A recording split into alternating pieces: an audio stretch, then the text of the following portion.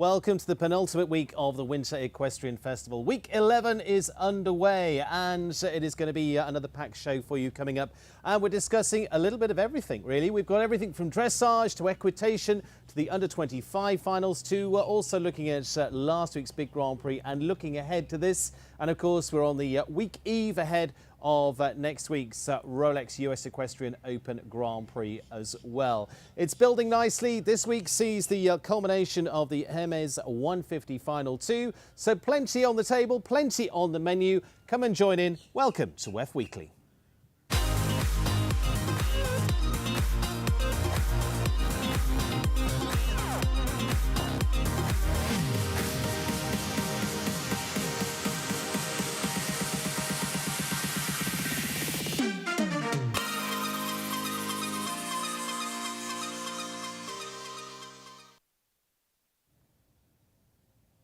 Hello and welcome to week 11 of competition here at the Winter Equestrian Festival, featuring the Cask Grand Prix. And thanks to them, their advanced materials that benefit the wearer and enhance performance as well. Their helmets that embody a commitment to innovation, safety and elegance, from the sports of cycling to equestrian. Cask has grown into a global leader renowned for unparalleled comfort, attention to detail and their iconic Italian design as well. The helmets continue to inspire riders worldwide.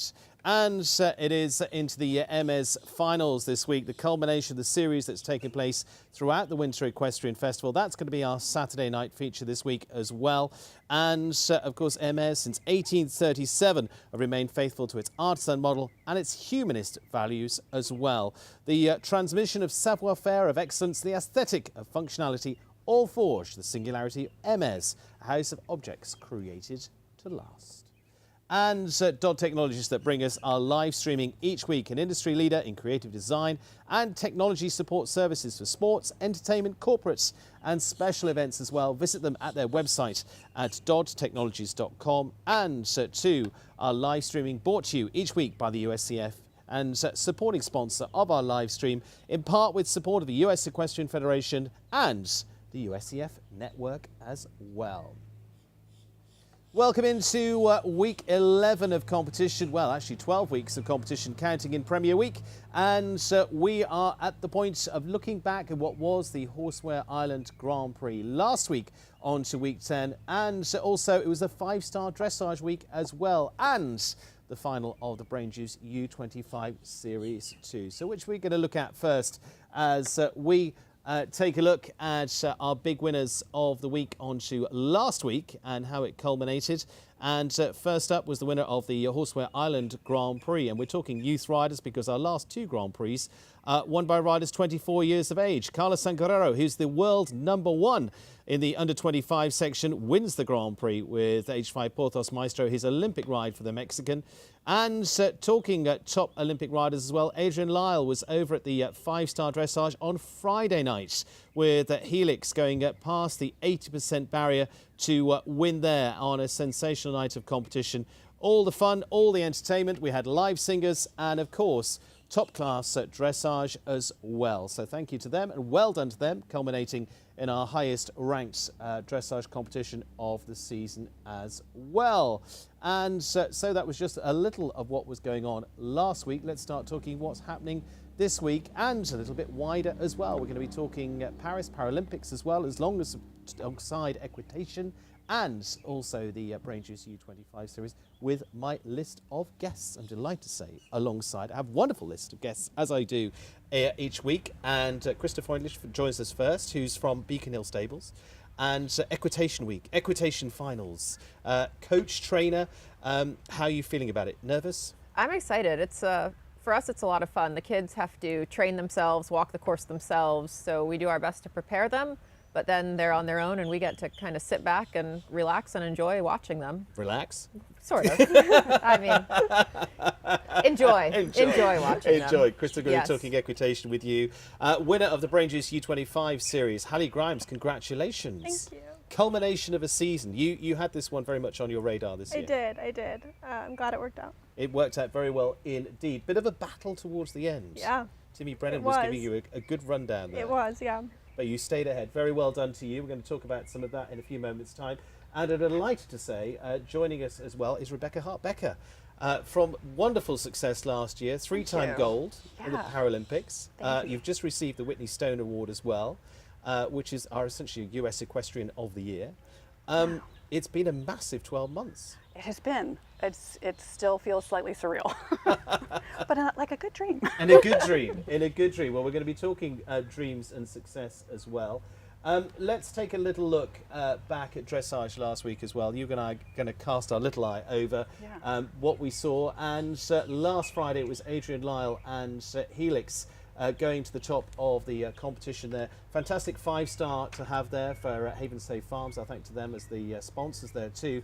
And Becca, we were talking a little earlier about how important it is, Wellington is, to be able to have dressage competitions. You've been having some fantastic para-dressage competitions there in the stadium too, to really build on big championships. No, it's so important to have these venues. And actually Wellington is a pretty tough venue because the dressage side is quite close. It's quite an intimate atmosphere. And Adrian has just done an insanely amazing job developing this horse. It's still quite a new ride for her, and she's really brought him along even more since Paris. And you saw it last week. And going back to this, I mean, this is where, and we start to see it. Okay, we're already on the road to LA 28, but these are where we start to see the combination starting to build already. Absolutely, it's totally building, especially for us in the U.S. It being a home games. You want to take and use the next 3 years super wisely, and I think Adrian has done a spectacular job developing that horse, and I think the rest of the U.S. able-bodied riders and para riders are all actively making a very hopefully thoughtful plan for how we're going to come back out in LA. It's a very strong one. I got to experience it back to London when the Brits were doing that, but for you guys back to LA 28, of course, back there in 84 was the last time in Los Angeles as well. Let's talk a little of your amazing year. Like I say, we've got some photos as well coming up of what's been some brilliant performances. You're now a 5-time Paralympian. I am. 3-time gold in Paris. Yes. Talk to me a little about what an amazing experience that was. It's been, the fact that I've been doing it for that long is just phenomenal. But really what's amazed me is the development of para over the last 25, 30 years. Just from going from when we originally started, we were riding borrowed horses to switching to own horse, and it's just skyrocketed the quality of the horses and the competition. Which I think is where we want. We want to be able to highlight the relationships with our horses and the harmony, and luckily we were able to do that in Paris. I had an amazing mare, Florentina, who didn't let me down one single time. She answered every single question, and it was such, after trying for so long, I was close a lot of the times. I was 4th in many of the games, which is a tough spot to be in. To finally go in there and to do it in such a spectacular venue as Versailles. The background was spectacular. Couldn't have asked for anything else. And then on our day off from competition, I got to hack through the Versailles Gardens, which was a once-in-a-lifetime experience. It was pretty nice. I was lucky enough to be there. Yeah. But not to go hacking through the grounds. That's even better. For that, building on and receiving the Whitney Stone Award this year as well, I mean, again, it gives that recognition to parasport of how much it has developed here in the US. Truly, and I think it was such an honor to receive that, and to highlight not just for myself, but the entire sport of para dressage and all para sport, that we're not disabled athletes, we're athletes, and I think that earns a right to stand there and be acknowledged for that. So it was wonderful to receive that. Good. And looking ahead, I mean, this year has been, again, a new starting point for many of you. Talk to me a little bit about the team, because, I mean, Fiona Howard's been here setting new records in Grade 2. She has had such a fantastic year in Paris, and then her starting season after Paris. It's always kind of an intense first time out after winning triple gold is always a little intense, and she kind of couldn't have come out any better, setting a world record for Grade 2. And now she wants one more. She's got, I think it's the freestyle that she wants to get the world record in. So she's gunning for it. She's such a wonderful teammate. She's so supportive and so good, and also you just know she's got your back when you're working for hard goals together. So I think the U.S. para team we're really hoping to use this momentum from Paris and just use it to not only develop our own careers, but the entire discipline. And it's been actually a long time in the making, hasn't it? This has not been a one games hit. Yeah, no, it's Michel Asseline came on, I think it was about 8 years ago. 8 years ago, yeah. And he's really helped us develop. We've always had the talent and the drive, but now we've got a very nice roadmap on how to get ready for big championships.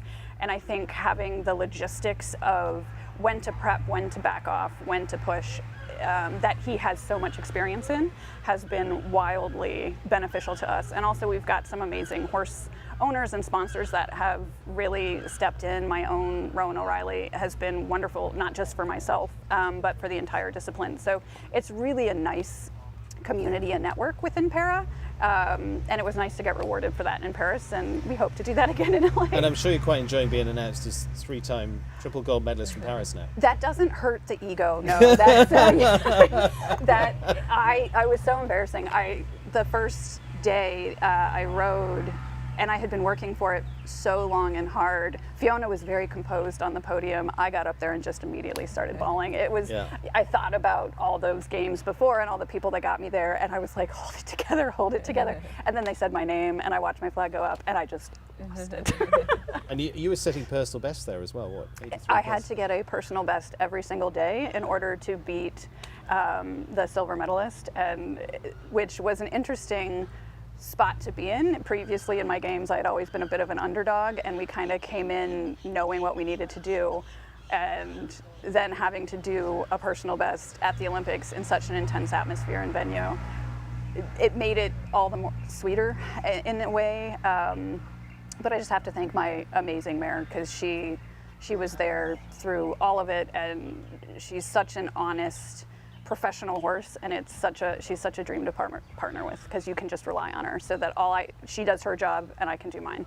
It's been a fantastic. We're going to come back to that a little bit later, but yes, the US team taking gold off the British for the first time, I think, since Athens. So that was I think that's the first time anyone has done that. So it was a special moment for. Brilliant. Well, actually, talking youth and development and roadmaps. It brings me nicely onto the Brain Juice U25 series. Hallie, congratulations. Thank you.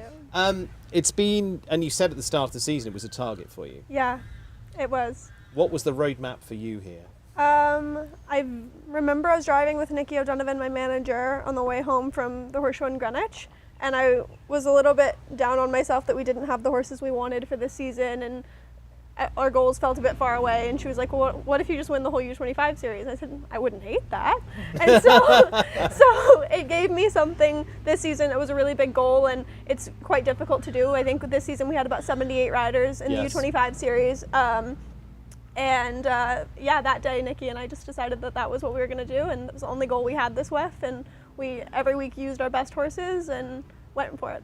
And you won the Grand Prix, which we've got some shots of on week 6, over on the field there as well. That was a good big points grab. Yeah, that was great. At that point, you were definitely going for it here. Talk to me about Caroline kind as well. of. So actually, before I walked in, Daniel Blumen let me know that the horses were not jumping clear rounds. I didn't watch anyone, and so he said to me, like, go for it, but just play it a bit safe. So I tried to make sure I was meeting every jump, slowing down, controlling her momentum, and I was very tidy, but I don't think I took any unnecessary risks, and then it worked out. Frano went last. He was quite a bit faster than me, but I think he had the second to last jump down, the third to last, and then I didn't even see it. I was still in boot check, and then Nikki was jumping in the air, so I figured we had done something good. We've then since then semi-finals and final, top 5 in the final last week as well. Timmy Brennan winning that. We've got a little shot of Timmy. Yeah, he went for it. Giving it all guns. That is not Timmy. That one's a lot slower than Timmy. That's you competing in the first round as well. But this is you competing there. Yeah. Again, it's a great series because you get to go to so many different stadiums. Yeah, I can't say enough about this series. I think I've done it for 5 years, and I think as a country, we've really been trying to figure out how to develop young talent, and frankly, I think this is one of the biggest assets we have.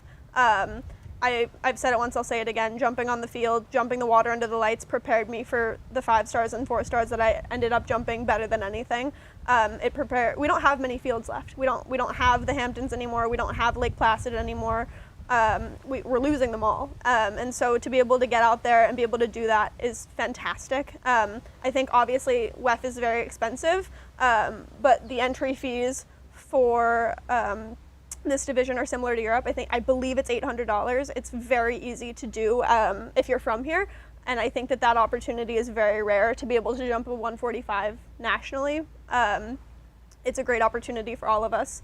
It's incredibly competitive, but obviously not quite as competitive as the international division. So I think we actually can work towards something and play ball with each other. And I can't say enough about this series. It's done so much for me. And it's a good stepping stone because we see the last 2 weeks we've had, Carlos Sangarero is the top under 25 in the world, won the Grand Prix last week. We had a 24-year-old in Emily Conter winning the 5-star Grand Prix. So another 2 years. Yeah. Job done. Yeah, we'll see. I've got a couple young horses coming up. So, I mean, that's the dream, obviously.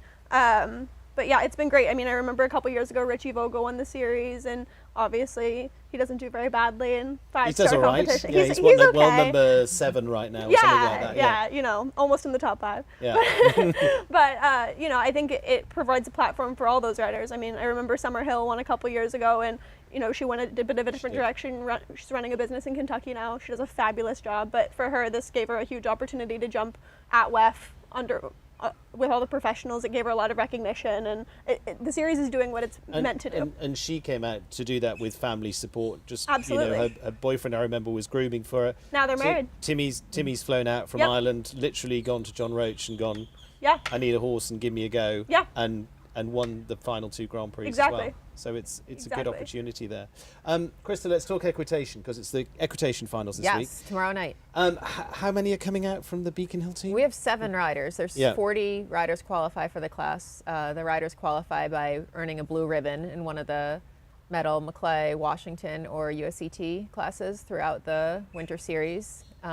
So there's 40 qualified, and we have 7 of them. Excellent.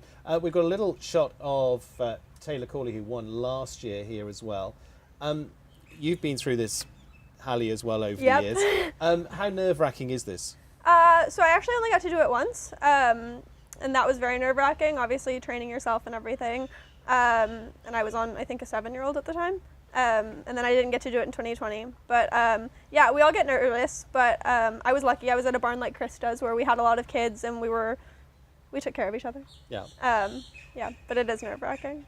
Krista, there's lots of prepreration that goes into this, though, isn't there? Give us a lift the curtain on what's been going on in the last few weeks. So the kids have been, we've been talking about schooling area rules, because they also get a plus or minus score based on how they do in the schooling area. There are judges that just watch how they warm up, how they set the fences, make sure they have the safety cups, the flags, how many jumps they jump, all those things. So we've been trying to talk about that kind of all season with all the kids, so they're not completely overwhelmed when they get out there.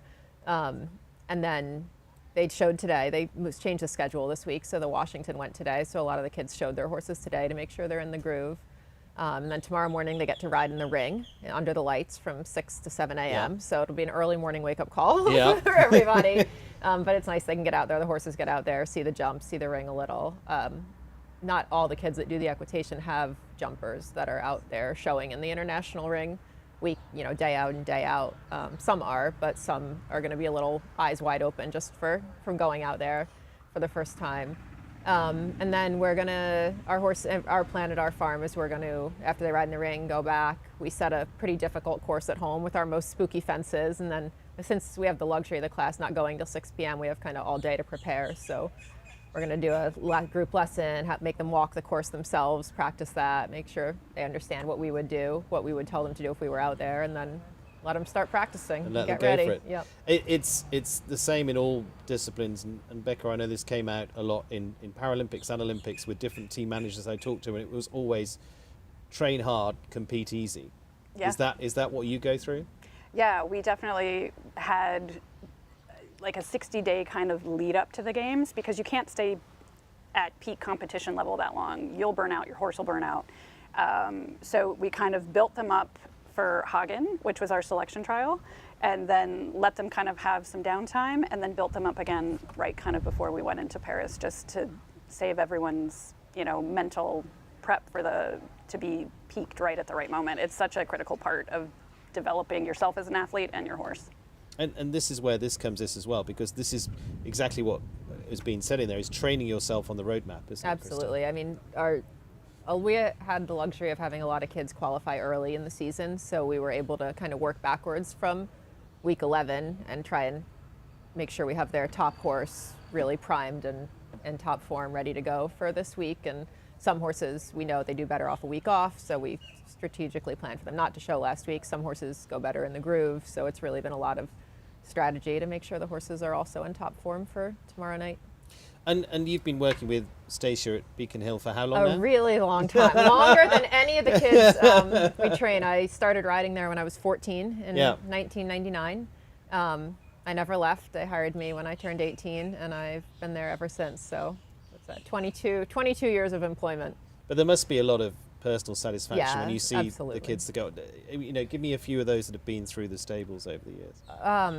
I mean, the first student when I started working at 18 was Jessie Springsteen was my first student. She was 8 years old, riding in the short stirrup. Yeah. And I was now Olympic silver medalist. Yeah. I was fortunate enough that I was given a lot of freedom and responsibility to. I mean, there was always a lot of oversight, but I was given that, and that gave me a lot of confidence because she was supernaturally talented also and well mounted, but it gave me a lot of confidence going forward in my training career to be able to have success with her in the pony divisions at my young age. But we've had Karen Poley, Chase Baggio, Elizabeth Benson, Dominic Gibbs, Taylor Cawley, last year's winner, are some of our more recent top competitors. But we've had a lot of great kids and great riders and amazing horses. Yeah, yeah.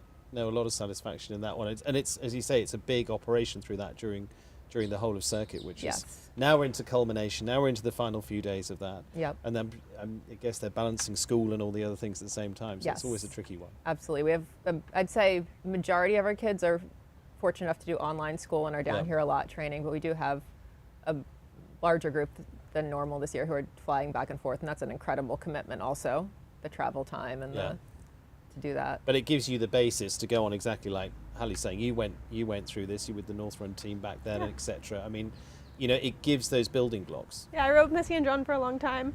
I'm still so thankful to them and everything that they did for me. And those shows, these championships like this, Devon, indoors, it gives you that experience under pressure, and I think it helps us. Speaking of under pressure, we have some shots of you driving the scooter that you God. won. The one that I broke. This was the easier bit. I think there were a few testing moments of getting going. Yeah, but once you were getting going, I'm impressed. I don't know if I would have known how to do that if I had to. Do it on the fly. Having a little bit of fun with it.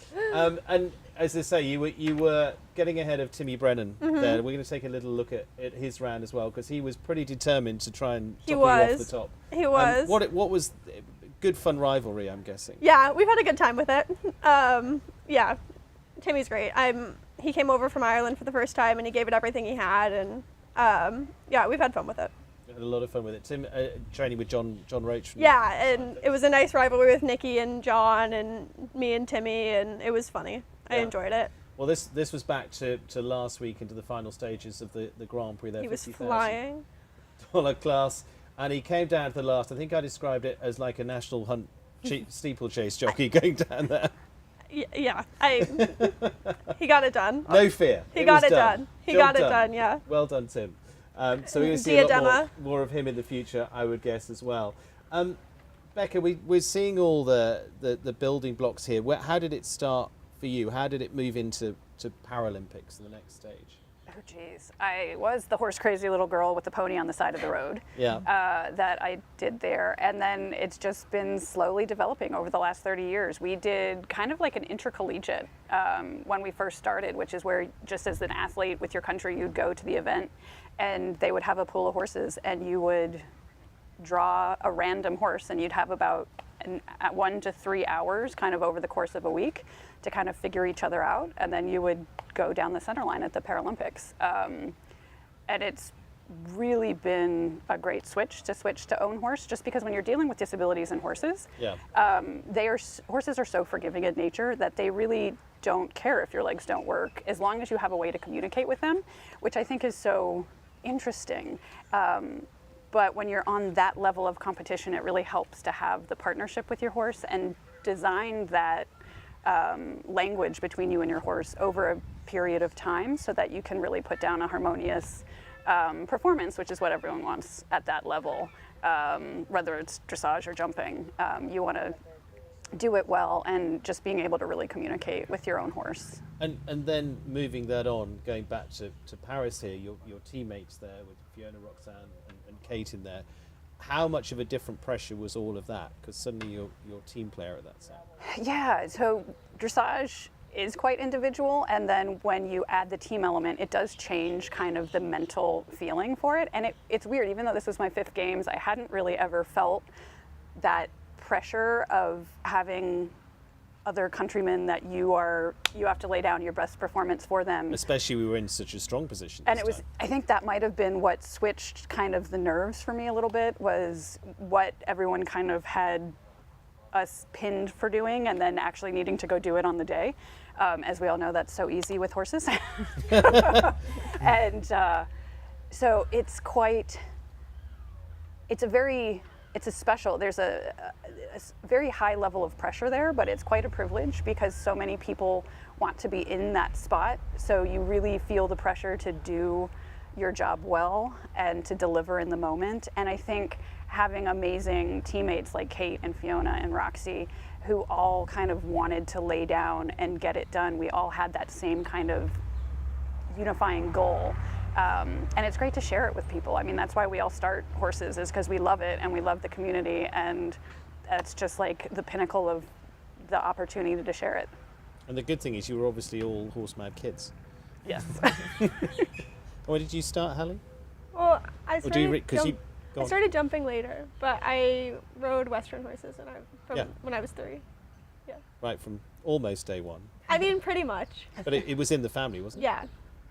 My family did like reining horses, and we had a lot of Black Angus cows and anything you could possibly imagine. All that agricultural background. Yeah, there was a brief moment of quarter horse racing, and very involved in that, and yeah, I'm steeped in Texas. Steeped in Texas. Brilliant. Nothing wrong with that at all. And for you, Krista, it was obviously right from the start. Yeah, my dad was into racehorses, not riding him or training him, but he walked hots at the track as a kid and liked the racetrack. And my mom grew up in South America on some army bases. My grandfather worked there, and she rode at the army bases, so they liked horses and took us for a few pony rides when we were little, my sister and I, and then all of a sudden there was a barn in the backyard a few years later. And now we're sitting here with a full career. Here we are. Yep.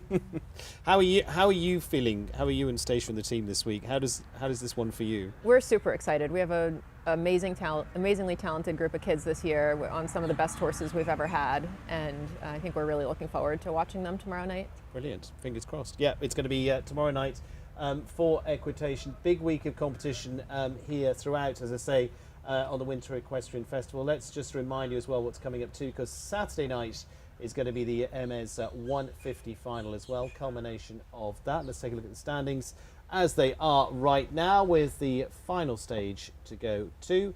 That's going to be coming up. Spencer Smith, who leads the standings right now, but as I say, is going to take us to Saturday night. Cian O'Connor in second at the moment. Nicola Philipparts, who was leading, now into top 3. One of the Watchman brothers in there, Max Watchman this time. Niall Nassar has had a superb season, top 5.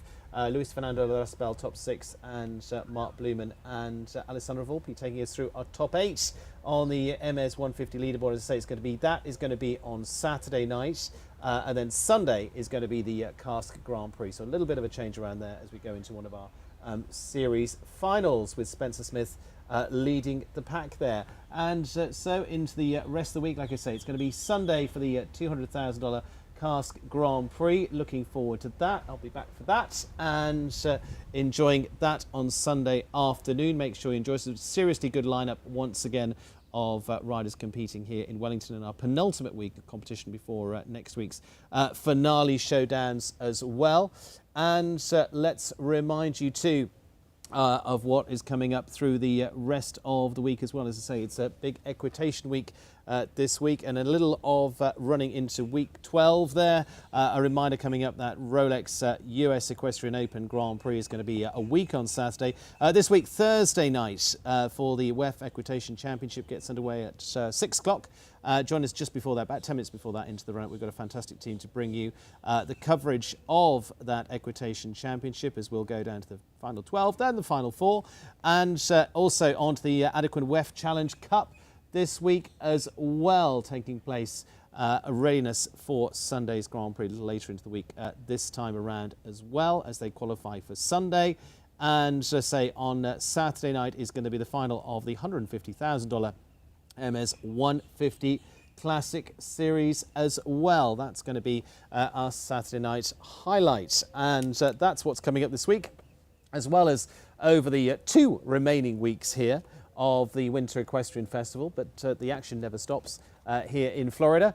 We'll also be seeing dressage, we'll also be seeing the hunters all in action, as well as we know, and of course there are more rings than you can count in action every single day, from the itty bitties through to the 5-star Grand Prix. And like I say, we're also going to be previewing very swiftly into next week into that big finale Rolex US Equestrian Open Grand Prix as well, part of the Rolex series. And join us next week for our fantastic panel of riders that are going to be involved with that, all in the 5-star next week as well. And that will be broadcast all throughout the week next week as well, Thursday to Sunday, also on live on ESPN 3-2 and ESPN 3 as well, and all of our live streams and all the various ways that you can usually watch all the action here too.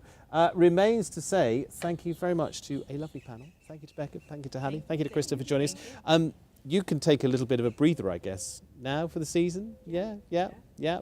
Hallie, mission number 1 accomplished. Yeah, the only mission really. Now it's just gravy. Now it's just gravy. Now it's just throw it all on top and still get some wins in there. So we'll see maybe Saturday night this week, the 150 final. Sunday, depending on the qualifier, I have a horse for that. And then week 12, I'm going to jump a mare in our first 2-star, hopefully. Yeah.